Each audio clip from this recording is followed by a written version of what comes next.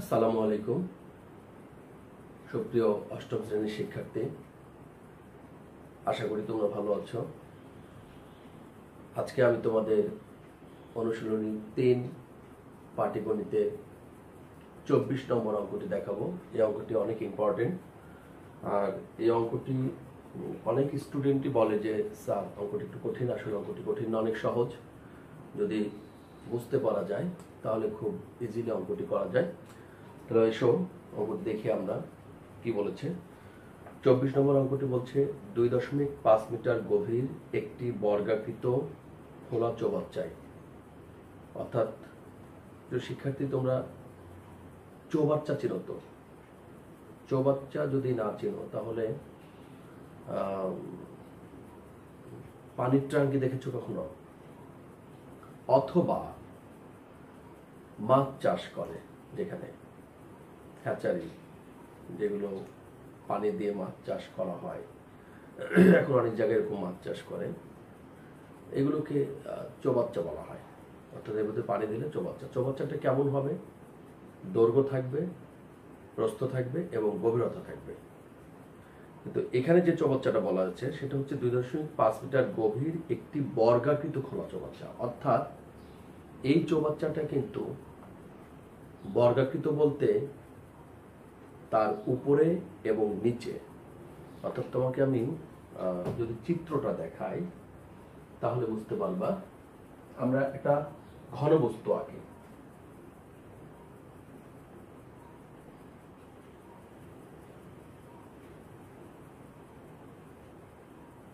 আমি হাতের মাপ নিয়ে কোনো রকম করার চেষ্টা করছি এবং এই বাহুটার দৈর্ঘ্য সমান হবে। হ্যাঁ, সমান হবে। আবার এই বাহুটার দৈর্ঘ্য সমান হবে।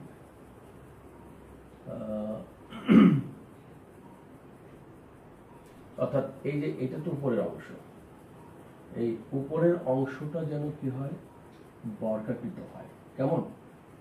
তাহলে উপরের অংশটা বর্গাকৃত। এখন এই মাপটা যেমনই হোক, অসুবিধা নেই। আবার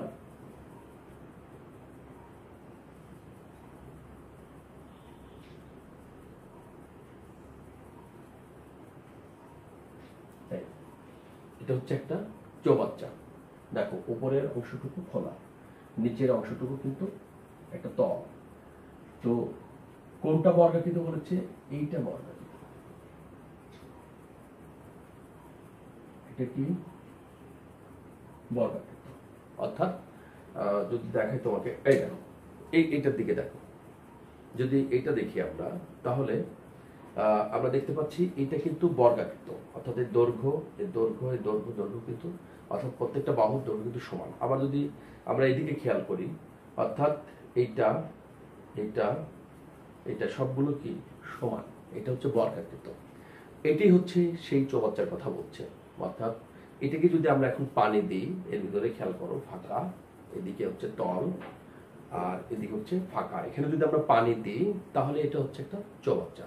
তাই বলেছে ২.৫ মিটার গভীরতা। তার মানে ২.৫ কোনটা প্রিয় শিক্ষার্থী? এখান থেকে এইটুকু, এটা হচ্ছে গভীরতা। তাহলে এখান থেকে এটা, তার মানে কি? এগুলো হচ্ছে ২.৫ মিটার। তা ২.৫ মিটার গভীরতা একটি বর্গাকৃত খোলা চৌবাচ্চা। এটাও কিন্তু তাই, খোলা, চৌবাচ্চাটি খোলা। তাহলে এর তল কয়টা? ১, ২, ৩, ৪, ৫, ৫টা তল। খোলা চৌবাচ্চা হলে তল কয়টা? ৫টা। আর যদি ঢাকনা সহ থাকতো তাহলে তল হতো কয়টা?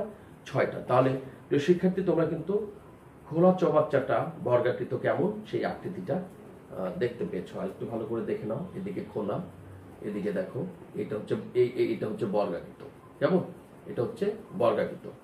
আর এটা হচ্ছে তার গভীরতা, ২.৫ মিটার গভীরতা, এটা দেয়া আছে। আচ্ছা, এখন আমরা দেখি তাহলে ২.৫ মিটার গভীর একটি বর্গাকৃত খোলা চৌবাচ্চায়। তাহলে বর্গাকৃত কোন অংশটুকু? এই নিচেরটা এবং উপরেরটা। আচ্ছা, ২৮,৯০০ লিটার পানি ধরে। বর্গাকৃত খোলা চৌবাচ্চায় ২৮,৯০০ লিটার পানি ধরে। তার মানে এর ভিতরে যে পানিটা ঢালবো সেই পানিটা হবে কত? ২৮,৯০০ লিটার পানি ধরবে। কেমন? এখন বলতেছে যে এর ভিতরের দিকে সীসার পাত লাগাতে প্রতি বর্গ মিটারে 12.5 টাকা হিসাবে মোট কত খরচ হবে। অর্থাৎ আমি সীসার পাত লাগাবো, এখানে লাগাবো, এই ওয়ালে লাগাবো, এই ওয়ালে লাগাবো, এই ওয়ালে, তাহলে কয়টা হলো? 1 2 3 4। আর লাগাবো কোথায়? নিচে, ভিতরের চারিদিকে। তার মানে 5টা তলে আমি সীসার পাত লাগাবো। প্রিয় শিক্ষার্থী, একটু খেয়াল করে দেখো, প্রতি বর্গমিটারে খরচ হচ্ছে কত টাকা? প্রতি বর্গমিটারে খরচ হচ্ছে 12.50 টাকা। তাহলে এই তলে যখন লাগাবো তখন প্রতি বর্গমিটারে খরচ হবে 12.50 টাকা। এই তলে যখন লাগাবো 12.50 টাকা। এই তলে যখন লাগাবো 12.50 টাকা। কিসে? প্রতি বর্গমিটারে। একটু তুমি চিন্তা করে দেখো, বর্গমিটার কার একক? একটু চিন্তা করে দেখো, বর্গমিটার কিন্তু ক্ষেত্রফলের একক। তাহলে আমরা কি এখান থেকে বুঝতে পারছি না যে এই তলে যখন প্রতি বর্গমিটারে 12.50 টাকা খরচ হবে, তাহলে এই তলের ক্ষেত্রফলটা বের করতে হবে আমাদের। এই তলের ক্ষেত্রফল বের করতে হবে, এই তলের ক্ষেত্রফল বের করতে হবে, অর্থাৎ 4টা তলের ক্ষেত্রফল লাগবে এবং এই পৃষ্ঠ তলা অর্থাৎ চৌবাচ্চার তলার ক্ষেত্রফল লাগবে।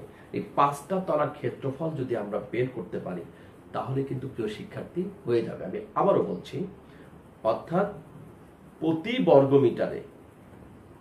বর্গমিটারে সীসাপাত লাগাতে খরচ হয় 12.50 টাকা। কোথায় সীসাপাত লাগাবো? এই তলে লাগাবো, ভিতরের তলে। তাহলে এই তলের ক্ষেত্রফল লাগবে, যেহেতু প্রতি বর্গমিটারে বলেছে। তাহলে এই তলের ক্ষেত্রফল যদি পাই তাহলে 1 বর্গমিটারের খরচ হয় 12.50 টাকা। এই তলে এত বর্গমিটার খরচ হবে কত? তাহলে কিন্তু আমরা 5 দিয়ে গুণ করলে 5টা তলে কত টাকা খরচ হবে এটা কিন্তু আমরা বের করতে পারবো, খুব ইজিলি পারবো। তাহলে এখন আমাকে ফাইন্ড আউট করতে হবে এই তলার ক্ষেত্রফলগুলো বের করা যায় কিভাবে। এখন চিন্তা করে দেখো, চৌবাচ্চার পানি ধরে কত? 28,900 লিটার। এইটা থেকে কি আমরা ঘনমিটারে যেতে পারি না? একটু চিন্তা করে দেখো, ঘনমিটার 28,500 লিটার পানি ধরে। চৌবাচ্চায় যতটুকু পানি ধরে সেটাই কিন্তু তার আয়তন। আর সেটাকে আয়তনে প্রকাশ করতে গেলে একক যেতে হবে কি? ঘন সেন্টিমিটার অথবা ঘনমিটার। তো আমরা জানি 1 ঘনমিটার সমান 1000 লিটার। তাহলে 1000 দ্বারা যদি 8,900-কে ভাগ করে দিই, 1000 দিয়ে যদি 28,900-কে ভাগ করে দিই তাহলে কিন্তু ঘনমিটার পাওয়া যাবে। আর সেটাই হবে এই চৌবাচ্চার আয়তন। প্রিয় শিক্ষার্থী, চৌবাচ্চার আয়তন কিন্তু দৈর্ঘ্য গুণন প্রস্থ গুণন উচ্চতা।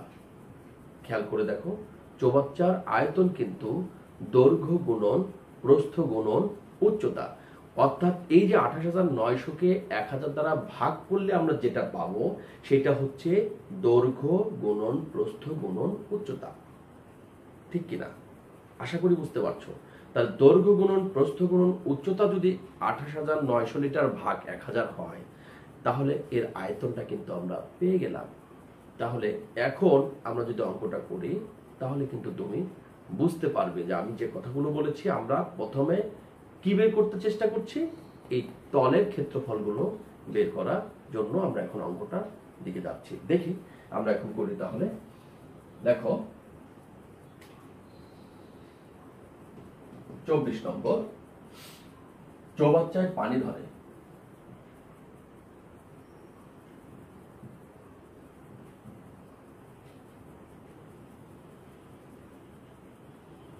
পানি ধরে 28,900 লিটার। কেমন? তাহলে আমরা জানি এটিকে যদি আমরা এখন 28,900-কে যদি আমরা 1000 দিয়ে ভাগ করি ঘনমিটার পাই। আমরা এখানে সাইড নোট লিখব কি, যেহেতু 1 ঘনমিটার সমান 1000 লিটার। ওকে, তাহলে এখন এটাকে ভাগ করলে হয় 28.9 ঘনমিটার। একটু খেয়াল করো, খুবই সহজ জিনিস। তাহলে আমরা কিন্তু চৌবাচ্চার আয়তন পেয়ে গেলাম। অতএব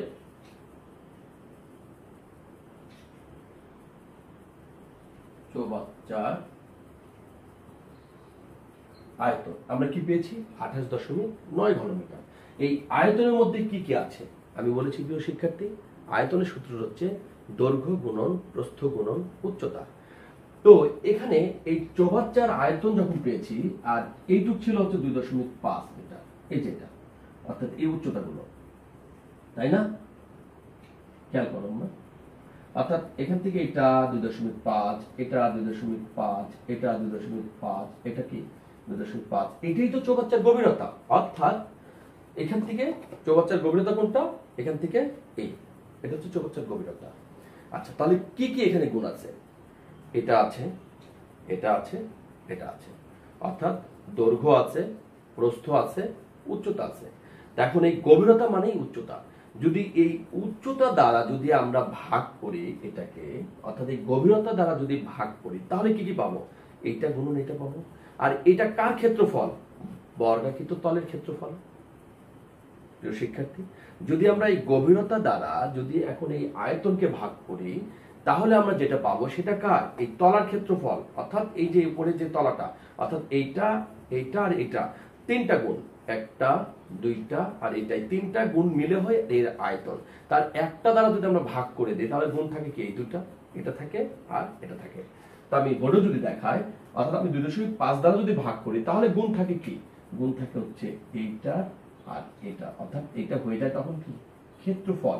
প্রিয় শিক্ষার্থী, আমরা কিন্তু ক্ষেত্রফল বের করার জন্যই কিন্তু এতক্ষণ আমরা এত কথাগুলো বলেছি। তাহলে দেওয়া আছে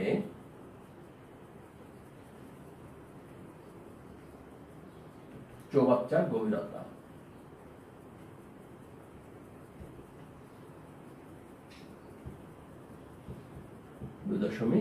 .5 মিটার। কেমন? এখন তাহলে আমরা 2.5 দিয়ে আমরা কি করব? 28.9 ঘনমিটারকে ভাগ করব, তাহলে পাবো অতএব চৌবাচ্চার তলা ক্ষেত্রফল। যেহেতু উপরেরটা খোলা, তাহলে আমরা কোন ক্ষেত্রফল পেলাম? নিচেরটা, অর্থাৎ এটার ক্ষেত্রফলটা পাচ্ছি, এটা।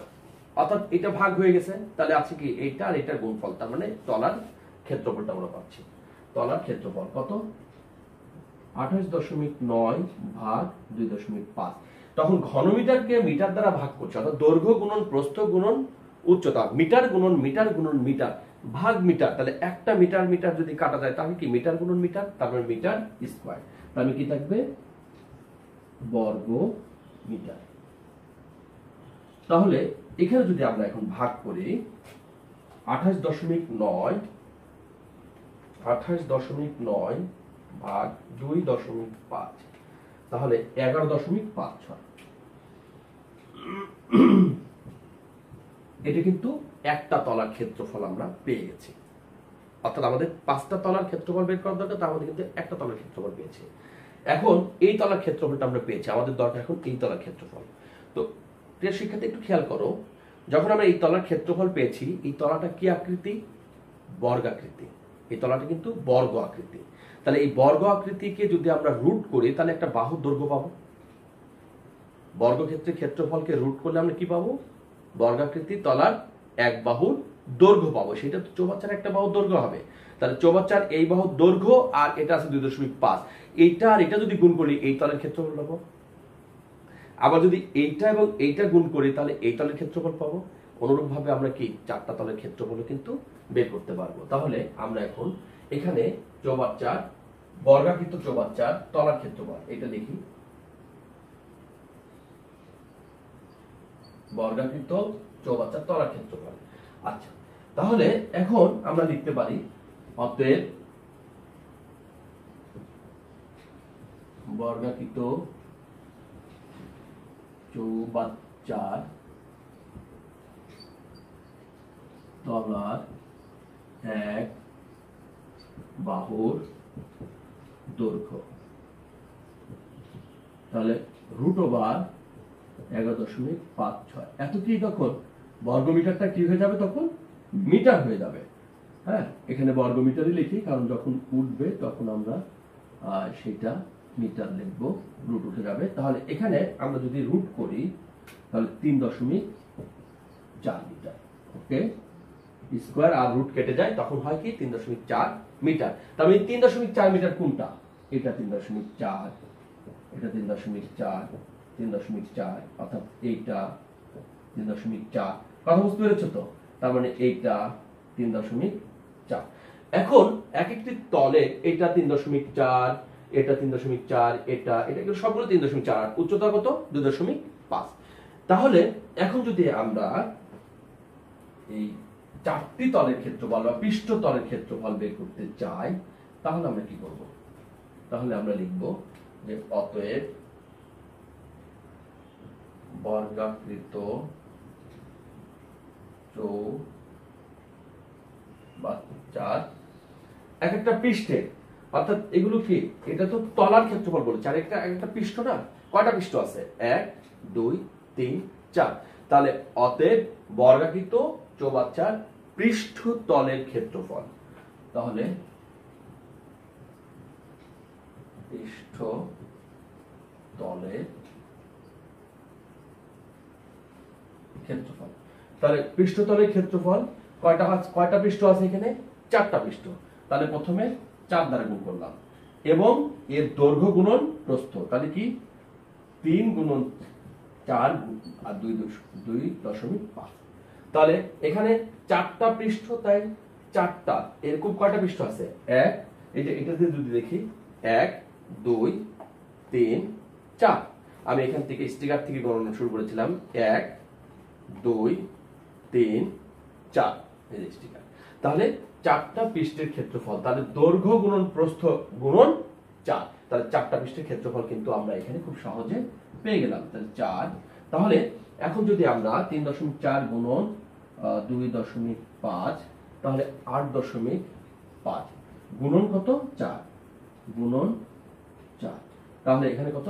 34। এত কি? বর্গমিটার। কেমন? এত বর্গমিটার। তাহলে 34 বর্গমিটার। এখানে আমরা তলার ক্ষেত্রফল পেয়েছি 11.56 বর্গমিটার, আর এখানে পেলাম কত? আমরা 34 পেলাম। তাহলে এইটাতে আমরা এখন কি করব? এটা তো 8 হবে। তাহলে এখন আমরা দেখতে পাচ্ছি, দেখি 3.4 গুণন 2.5, তাহলে 8.5 গুণন 4, 4টা পৃষ্ঠ 34। তাহলে আমরা এখানে 4টা পৃষ্ঠের, এখানে বর্গাকৃত চৌবাচ্চার পৃষ্ঠ তলের ক্ষেত্রফল কয়টা পৃষ্ঠ আছে? 4টা পৃষ্ঠ আছে, তাই 4 দ্বারা গুণ করেছি। আর এক একটা পৃষ্ঠের ক্ষেত্রফল কি? দৈর্ঘ্য গুণন প্রস্থ, তাহলে দৈর্ঘ্য গুণন প্রস্থ লিখেছি। এখন মোট তলের ক্ষেত্রফল বর্গাকৃত চৌবাচ্চার 5টি তলের ক্ষেত্রফল, তাহলে 5টি তলের ক্ষেত্রফল কি হবে? দেখো, অতএব বর্গাকৃত চৌবাচ্চার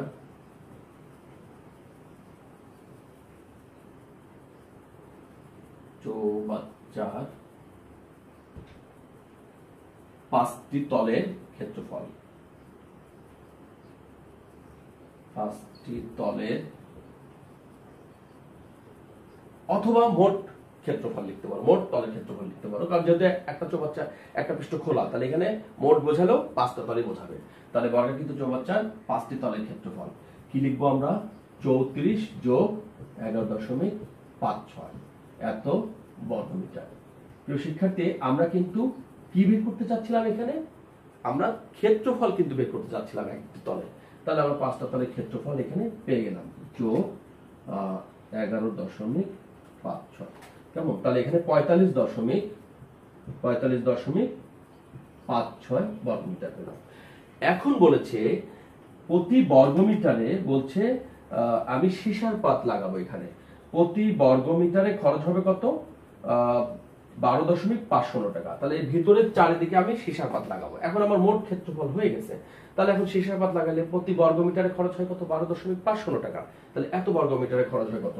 তাহলে প্রিয় শিক্ষার্থী, আমাদের অঙ্কটা কিন্তু হয়ে যাবে। ঠিক আছে, তাহলে আমরা এখন লিখি যে সীসার পাত লাগাতে, হ্যাঁ সীসার পাতই তো লাগাবে এখানে, সীসার পাত লাগাতে, সীসার পাত লাগাতে 1 বর্গমিটারে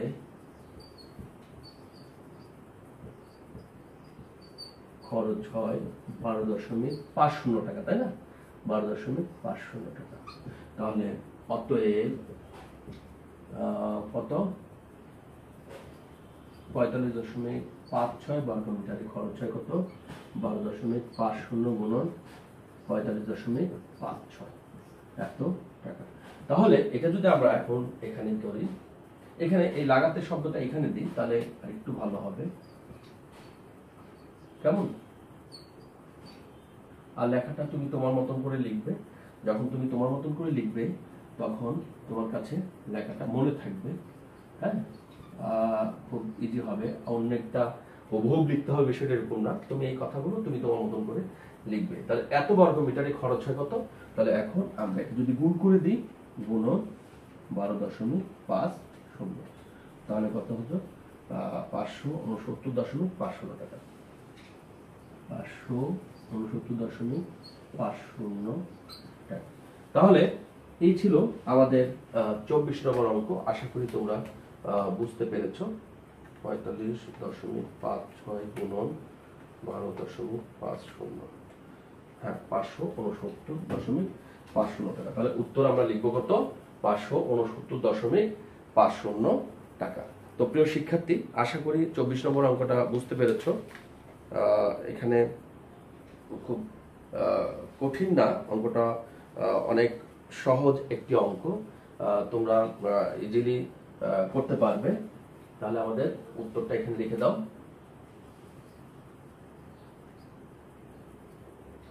569.50 টাকা। তো এই ছিল প্রিয় শিক্ষার্থী 24 নম্বর অঙ্কটা। আমি আবারও বলি, 24 নম্বর অঙ্কটা তোমাকে প্রথমে ফাইন্ড আউট করতে হবে, আমাকে এক একটি তলের ক্ষেত্রফল বের করতে হবে। আর এক একটি তলের ক্ষেত্রফল যদি তুমি বের করতে পারো তাহলে 5টি তলের ক্ষেত্রফল যোগ করে দিয়ে তখন প্রতি বর্গমিটারে খরচ হচ্ছে কত 12.50 টাকা। তাহলে মোট যে ক্ষেত্রফলটা পেয়েছো অত বর্গমিটারে খরচ হবে কত। তো আশা করি তোমরা বুঝতে পেরেছো, এবং যদি বুঝতে পেরে থাকো তাহলে আমার কাছে খুব ভালো লাগবে। এবং যদি তোমার অঙ্কটা দেখে ভালো লাগে এবং বুঝে থাকো তাহলে আমার চ্যানেলটিকে বেশি বেশি সাবস্ক্রাইব করবে। এবং ভালো থাকো, দেখা হবে আগামী ভিডিওতে। সবাইকে শুভেচ্ছা।